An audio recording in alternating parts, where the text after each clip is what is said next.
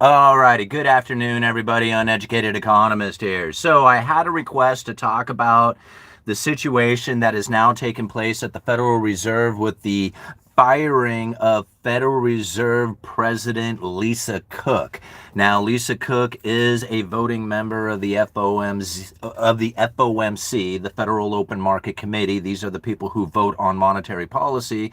And it has been under the idea of the Trump administration to completely make over the Federal Reserve, like change the chairman, change the people who are voting on monetary policy, to recondition the Federal Reserve to be more in line with what it is that the Trump administration has for a strategy. Now, this is a very common thought when you listen to the mainstream media and you listen to Donald Trump, and when he talks about the Federal Reserve and what it is that he plans on doing. The very naive approach to firing Lisa Cook has been pushed out there through the mainstream media in a way as if it's some sort of legitimate thing that's taken place.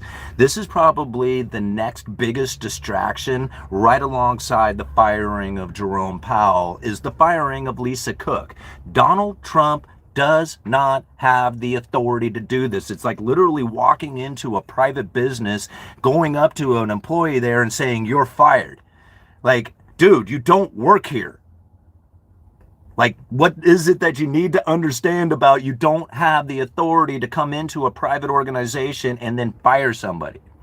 What's happening here is that Lisa Cook may have committed some sort of fraud. And if that's the case, she will be removed just for the simple way that the handling of the system is done. Like, if she had committed some sort of illegal act, then she gets removed anyway. It doesn't have anything to do with Donald Trump and whether or not he decides to keep her. Like, even if she was found guilty of doing some sort of like mortgage fraud from declaring or whatever it is that she's accused of doing, if that is to be the case and Donald Trump wanted to keep her, he wouldn't be able to. He doesn't have the legal authority to do that. So if she had committed some sort of fraud, she will be removed just because that's the way the system is built. In fact, it's built in such a way that unless she does something illegal, there's nothing he can do. Literally nothing he can do to change the situation. But putting out this idea gives a whole lot of power to the idea. People will listen to this and hear how it is that the Federal Reserve is going to be changed over, maked over, whatever it is that, people believe from listening to the mainstream media, and this idea of like firing Lisa Cook. None of it is real. None of that, it's all what if hypothetical. Because the idea that Donald Trump doesn't like Lisa Cook and that he's going to fire her because he doesn't like her cannot happen. That is not even something that is a concept for him to deal with. Right? But if she committed some sort of illegal act, he still wouldn't be able to fire her. She would just simply be removed. He literally has nothing to do with this. But yet, so many people are going to take it into consideration that he is changing the Fed, that he has some sort of power over the Fed, that he is going to take it under his control. And the idea of firing Lisa Cook is just another thing to lend credibility to his idea, which is absolutely not credible at all. Okay? And this is the unfortunate circumstances that we now live in, as most people have no idea on how the Federal Reserve conducts themselves, and certainly don't understand that the president doesn't have any kind of legal authority or power over the Federal Reserve in this fashion. Okay. Once you see it, once you understand it, then you look at this and you're like, okay, well, if this is a distraction, what are they distracting us from? Like, they just came out with a new consensus statement, a statement on long-run policies and economic or in monetary policy strategies. This new statement that came out has changed the way that the Federal Reserve is conducting themselves. How many people know this? Very few. But as the idea of changing the Fed governors and presidents and the people who are sitting on the FOMC, most people focus in on that and say, oh, what is the next new person? What is their strategy? What are they going to be doing with monetary policy? And I think to myself, they already told you. It's called the consensus statement. The people who sit on the FOMC do their very best to achieve the consensus statement. They don't change anything about monetary policy. They may have their opinions on what it is that needs to be done in order to achieve the consensus statement. But they don't come up with their own ideas saying, hey, I'm going to come in and I'm going to change the way the Federal Reserve is conducting itself and we got a whole new strategy coming. No, that's not the way they work. That is not even remotely close to the way they work.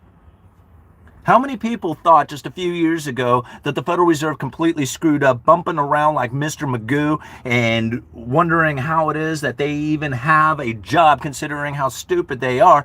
And those same people had no clue that the Federal Reserve was in a make-up strategy, allowing inflation to run extra hot, extra long for an extended period of time. I mean, Jerome Powell came out and said, hey, you realize for the last 5 years, that's what we were doing, and we're switching back to 2% target. And everybody went, they weren't going for a 2% target? I thought they were going for a 2% target the whole time. That's new. I didn't realize that. Like, literally, people are, they didn't even know. They were like, I don't understand what this whole makeup strategy, obviously that's just, some kind of Federal Reserve jargon that doesn't mean anything. How many people internalize that? Everybody.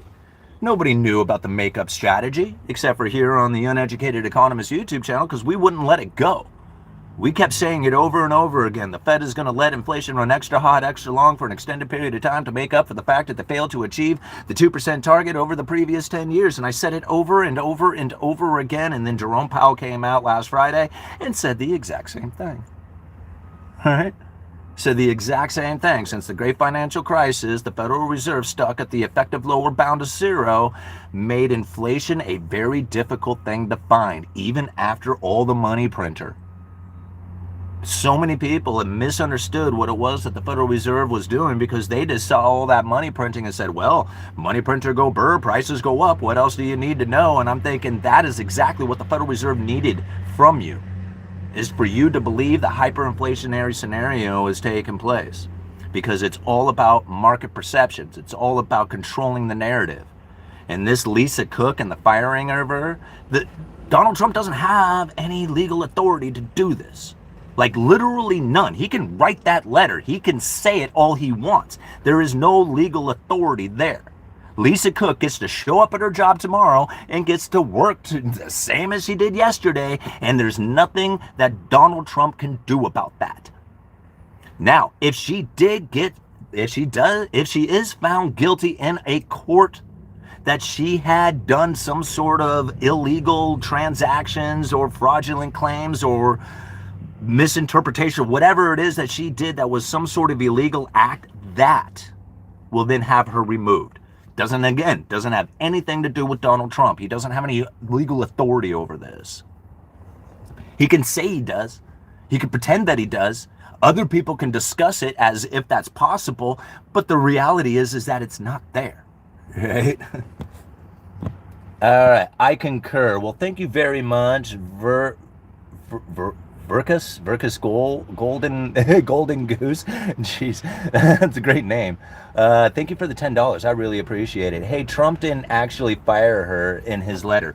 No, that's not what I'm getting at. What I'm getting at is the mainstream media narrative pushing the idea, right? We all know, who actually understand the Federal Reserve and understand the communication that's coming from the administration in order to push the credible threat. We understand what's happening there. What I'm trying to explain is the people who have committed themselves to this idea that Trump can fire Lisa is now the focus of attention that we have to bring to the audience and say, hey, this isn't happening like that.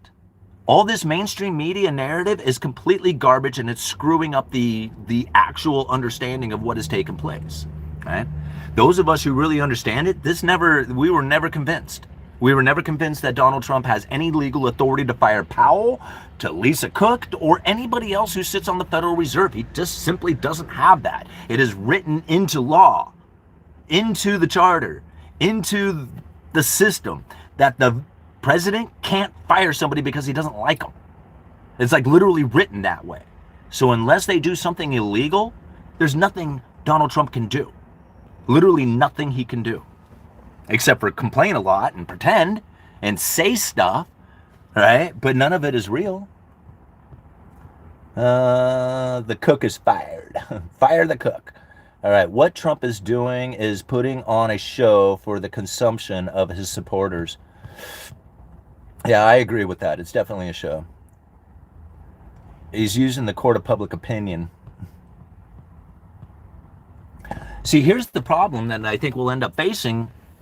And Donald Trump continues down this road. If he continues to push this idea that he's going to fire Lisa Cook and revamp the Federal Reserve and do all this other stuff, and this goes to court and they find out that Lisa didn't do anything wrong, like if that was to happen, this is hypothetical situation, if she was found not to do anything wrong, then he is going to have to admit that he doesn't have any power.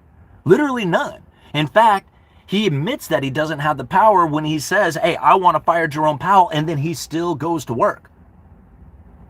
He still shows up every single day doing his job. And it was just like, Donald Trump, I thought you were going to do everything in your power as president of the United States to remove this central banking head of the chairman of the central banking system, right? I thought you were going to do everything in your power. Is your power so insignificant that you can't remove one person? Right? Does anybody take that into consideration? That his power is so insignificant over the Federal Reserve that he can't even remove one single person. Okay. What is the consensus statement? Can you explain that? The consensus statement is a statement on... Do I have my computer here? I don't. Okay.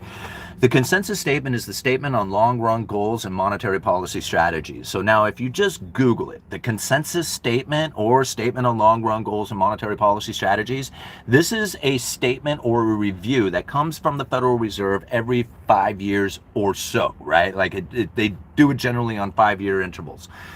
Now, the consensus statement is a statement that the Federal Reserve has basically committed themselves to over the next 5 years, saying, hey, this is what we are intending on doing to achieve our dual mandate.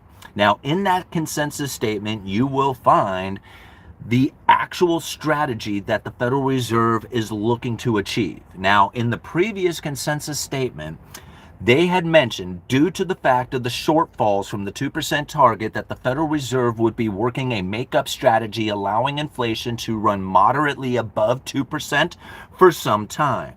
Now, very few people took that into consideration, and they certainly didn't think about it when it was happening during COVID, that the Federal Reserve was actually looking for an environment that had elevated inflation. Now, were they looking for the extremely elevated inflation of COVID?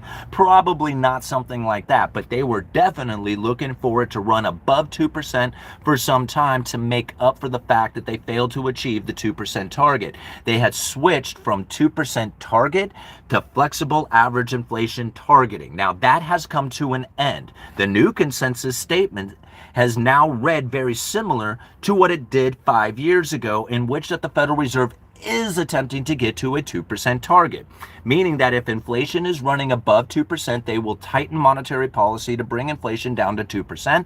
And if it runs under 2%, again, they will ease monetary policy to bring it back up to the 2% inflationary scenario and try to maintain that 2%, letting bygones be bygones. This is very different from the way that they have been conducting themselves for the last 5 years, which was flexible average inflation targeting, where they would try to make up for them shortfalls to come up with a long-term average inflation rate of 2%, locking inflation expectations at 2%. I know this is very confusing, but this is what they are up to. So now the new consensus statement reads that they will be bringing inflation down to the 2% target. If that is not in line, like if the 2% is not at inflation, or the 2% inflation rate is not being achieved, they will adjust monetary policy to achieve a 2% target. This is different from the previous, which they allowed moderately above 2%, right? Even though people hear 2% target, they misinterpret what that means. Over the last 5 years, it was a 2% long-term inflation expectation target. So as long as they had the markets and the people believing that the Fed is attempting to get to a 2% target over the long run, that's what the Fed was attempting to achieve.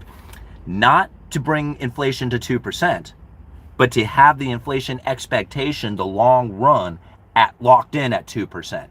The current inflation over the previous 5 years, they wanted that moderately above 2% to make up for the shortfalls. That is now switched. Right? Again, this may not seem like a big deal to a lot of people, but how many individuals thought the Federal Reserve was screwing up, not understanding that the Federal Reserve was wanting elevated inflation? See, all the people say they screwed up, they can't get inflation down, and I was one of the few people who are like, they don't want it down. They want it moderately above 2%. All these people out there who think that the Fed is trying to get it down to 2% are delusional. They're wrong. But that was over the last 5 years. Now, they would be accurate again, right? So now everybody's, essentially the Federal Reserve is now falling in line with what it is that they think that they're doing, or what the market thinks that they're doing. But they, over the previous 5 years, they weren't. It was so frustrating listening to some of the big time economists out there, some of the big time money men, talking about the Federal Reserve's monetary policy in such a messed up understanding. Like, they had no clue. I was listening to them and I'm pulling my hair out going, gosh, guys, would you just read the damn consensus statement? It's 1 page.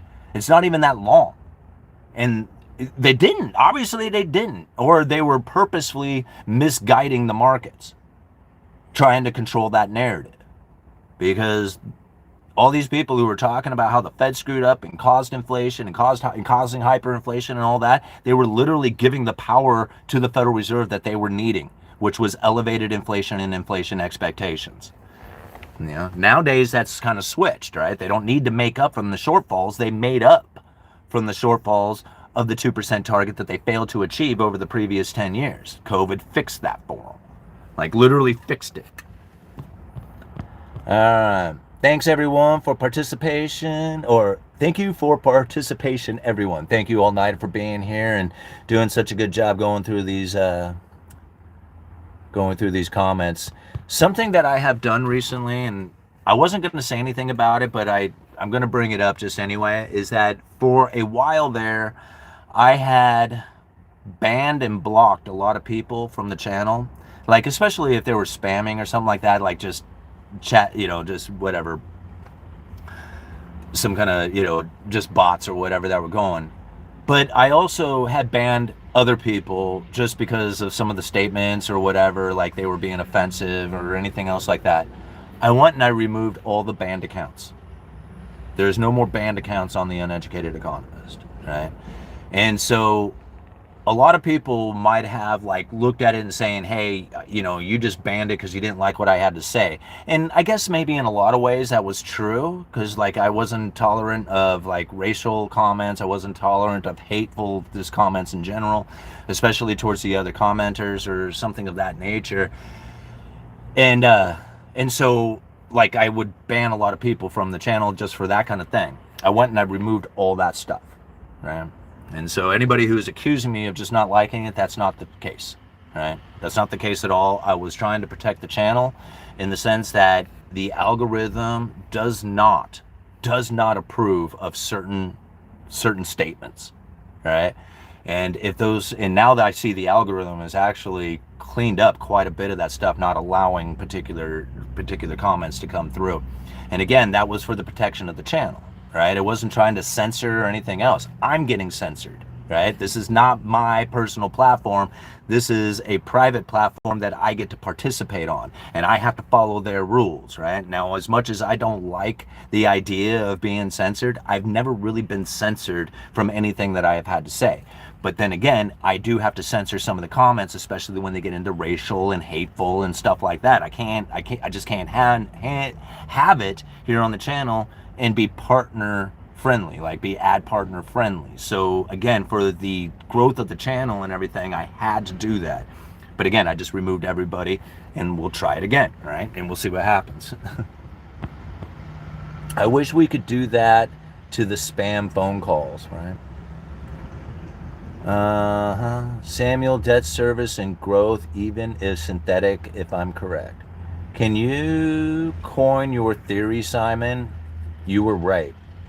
I think I did.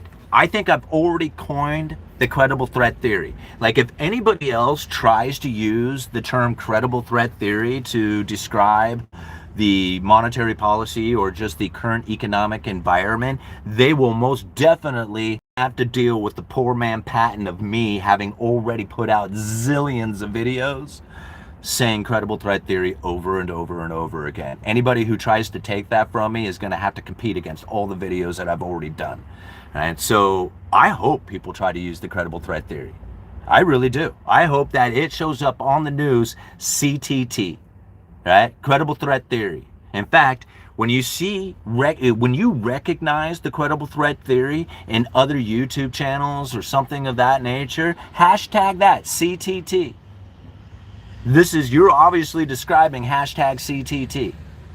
Yeah? And with that, we will, from this channel, develop and deploy the credible threat theory out there for everybody to know and understand. All right? I would land blast them with your poor man patent. Credible threat theory is the name of my old jazz fusion band. If she can be fired, she can't, then why not Powell? She can't be fired. She can't be. I mean, maybe you came in late on the video, but at the beginning of the video, that's what I was describing. Lisa Cook cannot be fired. Not by any means, any situation, nothing, right? She can't be fired. If she did something illegal, she will be removed, regardless of Trump. He may be like, no, let's keep Lisa. And they'd be like, sorry, bro, we can't. She broke the law. She has to be removed.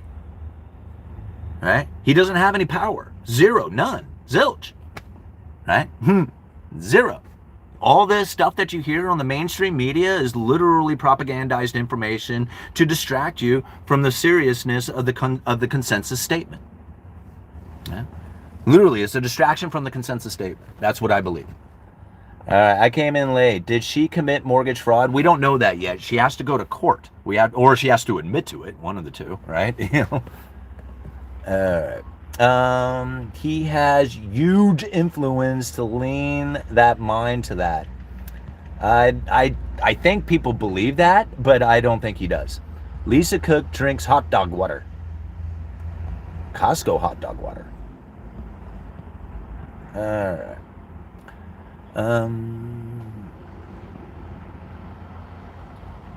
Let me back it up here. I am the First Amendment absolutist with the caveat that the channel comes first. I hope everyone understands. Thank you very much, All Nighter. I really appreciate all the hard work that you do for the channel and, you know, taking the time to go through all these comments as it's happening, because there's literally hundreds of them as it's taking place.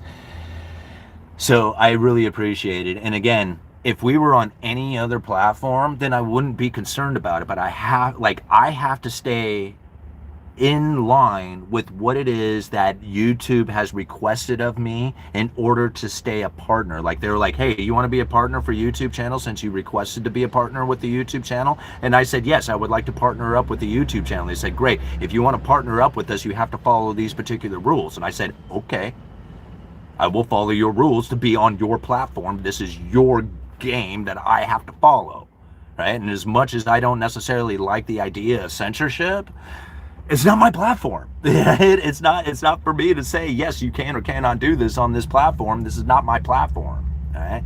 I have chosen to use this platform because this is the biggest, easiest way to reach the massive amounts of people out there is through YouTube. So I understand the position that I now hold here. We could go to Odyssey, we can go to Rumble, we can go all these other places, and there would be a handful of us who would actually get the information. If I want this information to go out there for the rest of the people so that they can use it to better themselves, then I have to do it here on YouTube, right? Because this is the place that it's going to happen. All right, I saw an article saying the Supreme Court may look into Lisa Cook. Not sure if that's true. I think that they will. Like, I think if it's serious enough and that she had committed some sort of fraud, then it's going to get investigated. And if the evidence is there, then they will take it to court. They will present that to a court of law, and the law will say, yes, you broke the law. You have to go and pay a fine and maybe even serve some jail time. But that's what the court does. Trump doesn't do that. Trump doesn't say, hey, you got to go and sue her. The legal system says, you know what, bro, let us do our job. You know, like, that's what they do. That's their job. And so as much as Trump can sit there and jump up and down and point his finger and yell and do all kinds of stuff, he doesn't have any authority over this. All right, we're sick of the mental midgets in the mortgage fraud and their meltdowns thinking that they're the chosen ones to answer to nothing. Huh.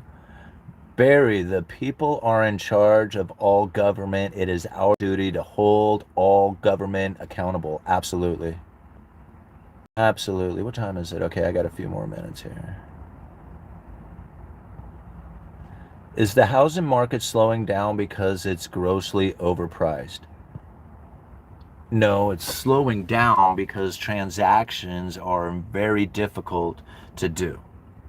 That's why, right? Now, you can say it's because of prices, or you can say it's because of interest rates, or you can just say it's because the wages aren't enough to be able to afford the prices and interest rates. There's so many different things that you can look at to say that. Ultimately, it comes down to how easy is it to build a house? Because if it's really easy to build a house, then it's going to be really cheap for a house. But if it's not really easy to build a house, then houses are going to be expensive. So think about it in that fashion. Look at the home builders. Are they excited about building? No, they're not excited about building. You can tell through lumber demand. You can tell through permit issuance. Now, a lot of people will say, well, what's the result of that? That means housing prices are going to crash, right? Well, now, maybe that could be the case if it wasn't for the fact that many of the big-time money people out there are concentrating their wealth into real estate. And as much as people love to point to the evidence of saying, oh, look at this housing market crashing, that housing market crashing, and all kinds of evidence of prices coming down, I think the misunderstanding of this is that if you had a house that went from $400,000 to $550,000 and now it's sitting at $475,000, is that an affordable home?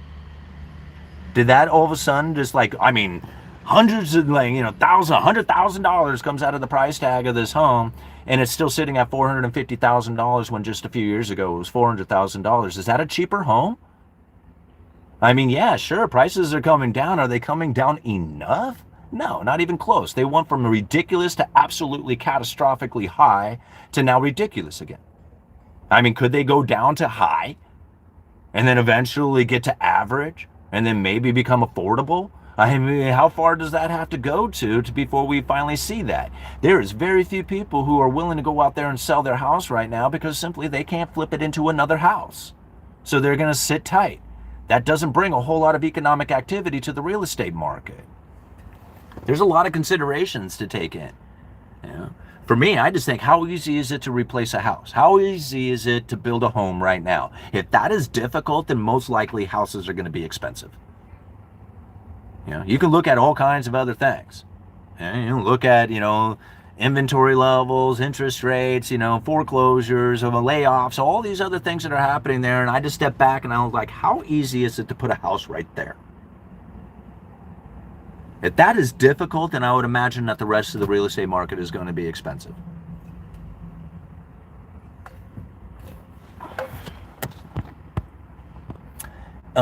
If the United States can never repay the $37 trillion debt, what happens then? What do you mean? We haven't been able to pay the debt for over 100 years. So what do you mean what happens then? We just go deeper into debt, and ever more increasing amounts of separation between the rich and the poor, more war, and that's it. More war, more debt, more separation between the rich and the poor. Nothing happens. Now, there will come a time in which that people will no longer want to hold the U.S. treasuries as a safe and liquid asset. And I think that's the concerning part, right? They're like, man, this safe and liquid asset, I don't want it anymore. That's not the case today. People say, oh man, the treasuries, foreigners are dumping treasuries. That's absolute garbage. Go and look it up. Foreign holdings of U.S. treasury debt, and then type in the word FRED, Fred, right after that inside of a Google search. It's going to bring up a Federal Reserve chart showing the current holdings of U.S. Treasury debt by foreign investors, and it's at the highest level it's ever been. It's at record highs right now. And of course, this probably has to do with the fact that the United States has issued out so much debt that can be owned by foreign holders and foreign investors, but that's beside the point. There's more holding There's more holding of U.S. Treasury debt by foreign investors today than at any time in history. There's no dollar hatred out there. That is fabricated from a handful of narratives that are put out there trying to push the idea of a BRICS nation. And ultimately, I have a theory that that is a benefit to the Federal Reserve. Just like hyperinflation scenario was a benefit to the Federal Reserve, so is BRICS abandoning the dollar. I believe that is also a benefit to the Federal Reserve. Very few people realize that the Federal Reserve is in a bind, trying to figure out a way that they can provide the liquidity to the world to meet the dollar-denominated debt that exists out there in the world and not send the United States on an unsustainable debt path. That is a very scary thing. Most people have no idea what the hell I just said, and to me, that keeps me up at night. How is it that the Federal Reserve is going to provide enough liquidity to meet the demand for dollar-denominated debt that exists outside of this nation without sending the United States on an unsustainable debt path? That is what keeps me up at night. Very few people have any idea what the hell I just said. But when I sit around and I think about, man, what is it the central banking is going to do when that dollar-denominated debt that is due not from us, not from anything that we have done, not our corporations, not our banks, not our governments, not anything, not the people, we are not involved in this, except that the debt that these foreigners had written due in dollars is going to demand dollars. And one day the Federal Reserve is going to have to deal with that situation. There's nothing our government did. There's nothing our corporations did. There's nothing our central banker did. There's nothing the people did. This is all due to the fact that foreign entities out there looked at a contract and says, what are we going to settle this contract in? And the other party says, let's do it in dollars. And they said, okay, one contract due in dollars. Here you go. That contract now gets used like dollars. They are creating dollars outside of the United States that is used for transactions that didn't have anything to do with the United States. We didn't even create it. They created the contract, and they are now using that contract to do transactions with. Literally, dollars are getting created outside of the United States that don't have anything to do with us. Not even the central bank or not even the Federal Reserve. How many people have internalized that? Right? See, that's the type of stuff that keeps me up at night. All these people talking about these local issues with firing Lisa Cook, and what is that going to mean to the housing market? And I'm thinking, that's what you're concerned about? When you have issues like the dollar-denominated debt that's going to destroy the entire global system when this starts to come due, and trying to figure out how it is that the Federal Reserve is going to provide the liquidity to meet that dollar demand, and people are worried about Lisa Cook? Wow. Okay. You know. All right. All-nighter hider. We have a great sheriff. Bianco? You're excited today, Simon. Thanks. Yeah, thanks. I drink a lot of coffee, so that gets me lit up. All right. This is really good. Yeah, thank you. I appreciate it. You know, guys, this is the stuff that we have learned here on this channel just by simply having a conversation. You know, we talk about it. People say, well, what about this? I do the research, you do the research. We come back out here, we're having a conversation, and we're breaking this stuff down, and we're figuring it out. You know, we have a collective mind going, right? See, this is what's funny about it. I'm sure I'm going to end this here pretty quick. What time is it? Okay, I got a few more minutes. When you think about it like this, have you ever seen the game where, you know, somebody will have like a jar of jelly beans, right? And nobody knows how many jelly beans are in the jar.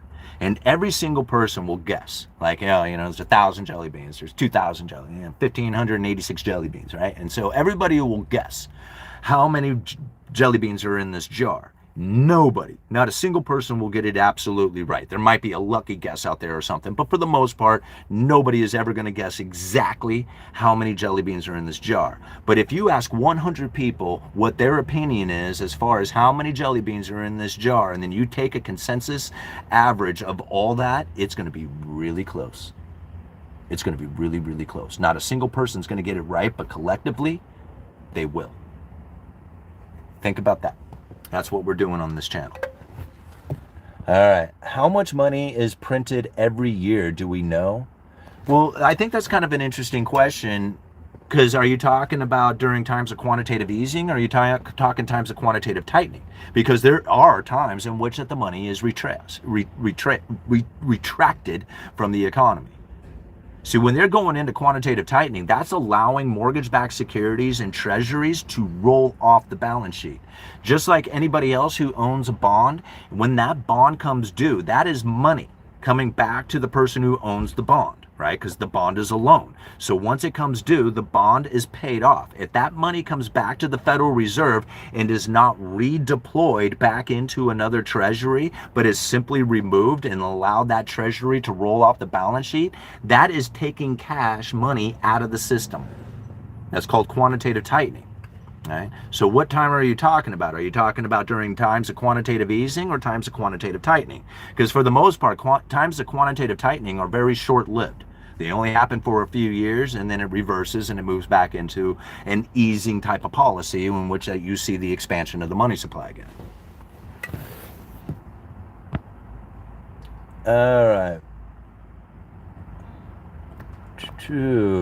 If he liked her, Trump would pardon her.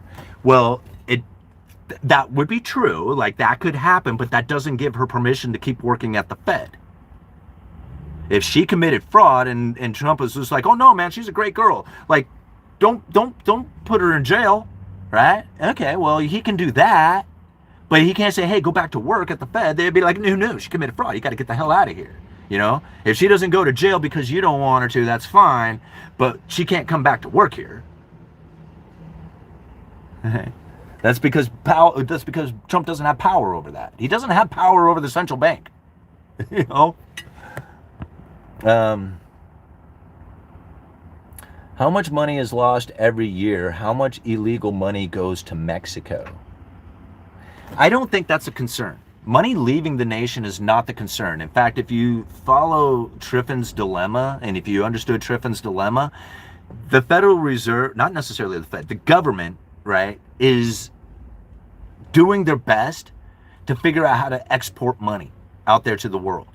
See, all these times you hear like, man, these government projects where they just sent money over to some country that just blew it.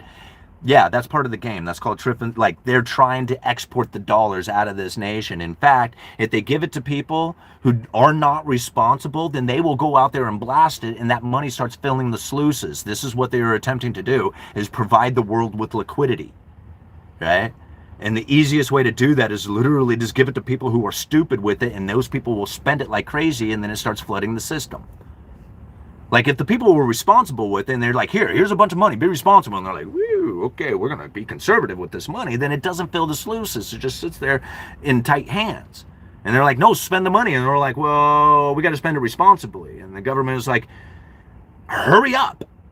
And if they don't, then why don't they just give it to people who will blast it irresponsibly? Because that's the point. Fill the sluices. Yeah. And people hate to hear that because they want to think about it like in a personal fashion. It's just like, man, I wouldn't do that with my money, right? Of course you wouldn't, right? That doesn't make any sense. But we're in a nation in which that we are not a producer-saver. We're a debtor-consumer. And in order for us to maintain this system, we have to be able to export dollars and import stuff. And if we can't import enough stuff to get the dollars out there, then we'll just have to literally just give it to them. Here you go. You know, it's one of the ideas of UBI is to create a consumer, is to produce a consumer here.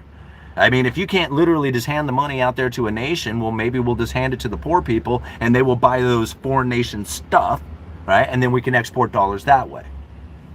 And at least get some stuff for it instead of just handing it to them. Alrighty, guys, I got to call it quits. This was a good live stream. I really appreciate everybody joining in. Thank you so much for the $10 super chat. You guys are very supportive of the channel. 304 people watching with 91 likes. Let's give it another minute here on this live stream for everybody to go out there and hit that like button. We should have 200 likes. Everybody run out there, hit that like button. By doing that, the YouTube algorithm will recognize that people are enjoying this video, and it will start sending it around for even more people to join in so they can understand what it is that's really taking place within the central banking system, and when it comes to Trump's power and authority over the central bank and what that really means for us and our understanding of the strategy and how it is that we conduct ourselves. Because if we get hooked on the mainstream media narrative that they are trying to change or remake the Federal Reserve, a lot of times people will get lost on the understanding of the strategy which is stated in the consensus statement. Right? So if we follow a consensus statement, we see what the Federal Reserve is strategizing on, we look to the FOMC, listen to their opinions on what it is that they are thinking to achieve that consensus statement, we will then understand how it is that the monetary policy is going to affect us personally. Right? If you follow the mainstream media and thinking that Donald Trump is going to fire Jerome Powell and Lisa Cook, you will never be able to see it. You will never be able to see it, ever. Right? Thank you for hitting that like button, everybody. We got 120 likes, a few extra thumbs up out of that, and I had a super chat. Let's go read that real quick. Thanks for the explanation on foreign banks, countries creating contracts in dollars. Dollars can go for a long time. We'll re-listen to this again. Thanks. Okay, Cornfed11, thank you so much. I really appreciate that. If you want to get some really good information on that, follow Jeff Snyder, Eurodollar University, and Brent Johnson. Those two guys talk extensively about this stuff. That's where I got the information, or at least the idea of it. There's also a really great document from the Federal Reserve called Dollar Funding Stresses in China. We covered that in a member-only live stream, and at least I think it was a members-only live stream. Anyhow, go and just Google that. Federal Reserve Dollar Funding Stresses in China. It's a document that came out maybe 3-4 years ago.